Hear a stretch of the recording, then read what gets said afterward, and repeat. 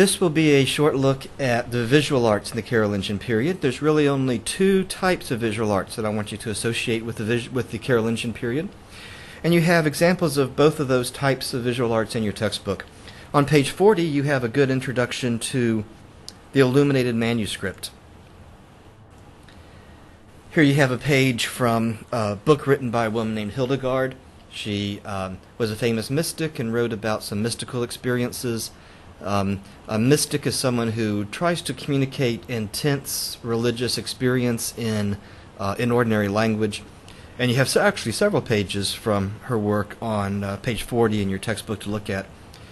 Here you have literally a manuscript. That word originally and literally meant something written out by hand, because as you know, and I'm not being patronizing, I know you know that there's no printing press. Everything has to be written out by hand. So you have literally a manuscript here written out by hand, and then a picture which illuminates the text. It sheds light on the text metaphorically, or even here with the bright colors brightens up the page and literally illuminates the manuscript. Across the spread at the top of page 41 you have maybe not such a good example of an illuminated manuscript because there's no text here, but here you have the four evangelists, they're called, the four gospel writers, and the symbols that go along with their gospel, the eagle for Mark and the lion for Luke and so on. Maybe not the best example, but on that page, the top of page 41, you have maybe one of the best examples I could give you, a very typical example from the Utrecht Psalter. This is Psalm 42 from the Psalter in the Hebrew Bible. You have depictions here of a city coming under attack. This is Psalm 42. It's one of those songs crying out to God, God, why have you forgotten about me? My enemies are attacking me. They're making fun of me that you're not taking care of me, God. Where have you gone? Why have you forgotten about me? That wrestling kind of relationship. So here you have the Latin text of the psalm translated from Hebrew into Latin. And then here you have a city being under siege and an army marching on a city up here. Have some other examples to show you from the Utrecht Psalter. This is Psalm 149. It's a psalm about people coming together to worship God, and here you have people building an altar, and they're bringing musical instruments and all that kind of thing. And yet another page from the Psalter, giving you some images here to look at, just because I think it's kind of cool. On page 41, you also have two examples at the bottom of the page of the Celtic style of manuscript. We'll catch up to the Book of Kells in a second. But here you have a good example of the Celtic style of the Irish monks and nuns, where there really isn't an image here so much as there are geometric designs and so on. This is a page from the Psalter. This is from Psalm 1. It's the first of the Psalms. It's only about 10 words or so.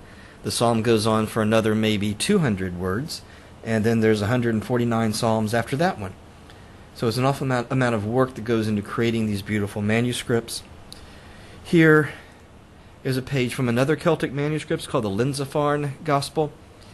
Up here is actually the introduction to the Gospel of Matthew, the first book in the New Testament. If you look up here, you have kind of a chi rho. Actually, you do have a chi rho. There's the chi and the rho over here. The chi and the rho. And actually you have in iota the third letter of the Greek word Christ. You have in English C, H, and then R, and then I. Kind of an interesting chi rho there. And again, the diagrams, the intricacy of the diagrams that fill up that chi rho, the swirling interlacing, very intricate work of the Lindsapharne Gospel. Here's the Book of Kells from your textbook, the bottom of page 41, and again we have the chi up here, the chi, the rho, and again the iota, a variation on the chi rho.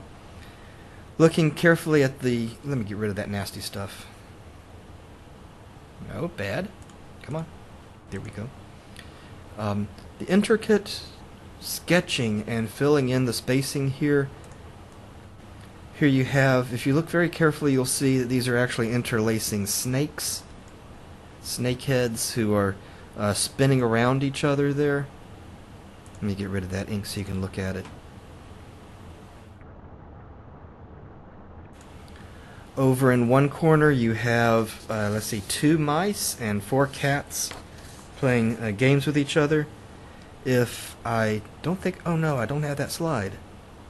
If you look here, what's been bringing up the row here has a human head at the end of it. You may have to squint to kind of see it there, but all kinds of little things kind of buried in the manuscript. A great deal of work. The second type of visual art to associate with the Carolingian period is the ivory book covers. And you have examples of the ivory book covers on page 42 in your textbook. I've given you some others on the screen here. These are carved out of ivory. We tend to think today of ivory as being carved in elephant tusks, but really ivory can be carved in any tusks of animals. These are probably walrus tusks from Russia, northern Russia. Very common source of ivory for Western Europe in the Carolingian period. On the screen you see some covers apparently of gospel books. That would be my guess. Here's what you have on page 42 in your textbook. A psalter, a copy of the Psalms. David, the author of many of the Psalms, calling out the Psalms, and then you have 4 scribes there who are copying down the songs. On page 42 in your textbook, figure 713, you have some views of a book getting scenes from the life of Saint Remy, an important figure in the conversion of the Germans to Christianity, and some others here just to look at, other examples of the ivory book covers. Well, the 2 types of visual arts to associate with the Carolingian period, the illuminated manuscript and the ivory book cover. And what do they have in common? That's fairly common, fairly obvious, and that is the book. The outside of the book, the inside of the book. And that's a reminder of the Carolingian period, the Carolingian Renaissance. What is being reborn, reading and writing, and a reminder of how important literacy was for these people. When it comes to celebrating, making beautiful things, what do? But they make beautiful books.